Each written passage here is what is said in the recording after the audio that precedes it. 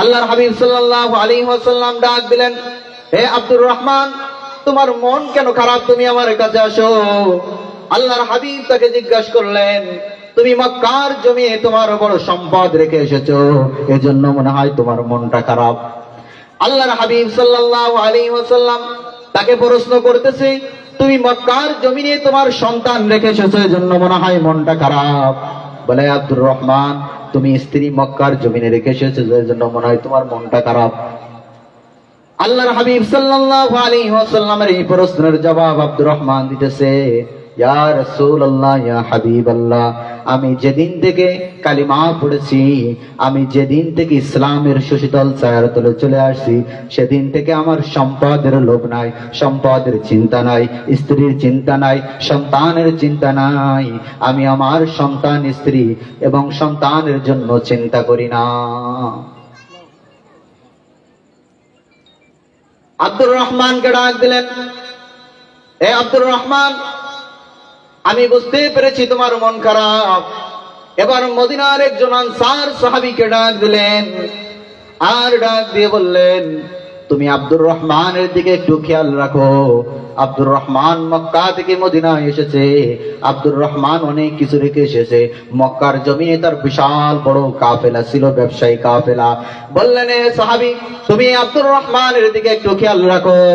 আব্দুর রহমানকে বাড়িতে নিয়ে গেলেন আর বললেন, বাইরে আব্দুর রহমান, তুমি মক্কার জমিনে বুঝেছি তোমার স্ত্রী রেখে এসেছো, স্ত্রীর সাথে তোমার বড় মহব্বত।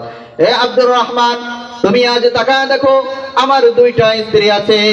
ও আব্দুর রহমান, তুমি বলো কোন স্ত্রীটা তোমার পছন্দ হয়, আমি ওই স্ত্রীকে তালাক দিয়ে দিব, তুমি বিবাহ করবা, তবুও মনটা খারাপ করো না। সুবহান।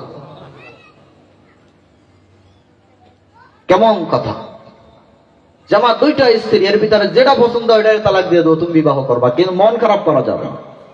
আর আমরা তো দাঁড়া দিতে অস্বীকার করি, কাশিটা দিতে অস্বীকার করি, হয় না এরকম?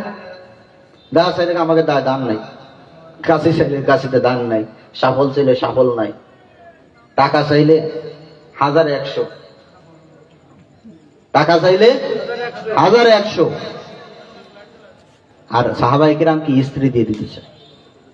আল্লাহর হাবিব সাল্লাল্লাহু আলাইহি ওয়াসাল্লামের এই দামি সাহাবী আব্দুর রহমানকে উদ্দেশ্য করে বললেন, আব্দুর রহমান, তুমি একটু তাকায় দেখো, এই মদিনার জমিনে আমার থেকে বড় খেজুরের বাগান আর কারো নাই। সুবহান।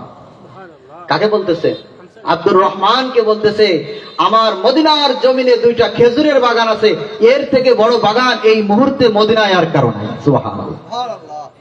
আব্দুর রহমানকে বললেন, হে আব্দুর রহমান, তুমি আমার খেজুরের দুইটা বাগানের দিকে লক্ষ্য করো, যে বাগানটা তোমার পছন্দ হবে, আজ আমি সাহাবী তোমাকে লিখে দিব এই বাগানটা তোমার। খেজুরের দুইটা বাগান আছে, এই বাগান দুইটা আমি তোমাকে দিয়ে দিব,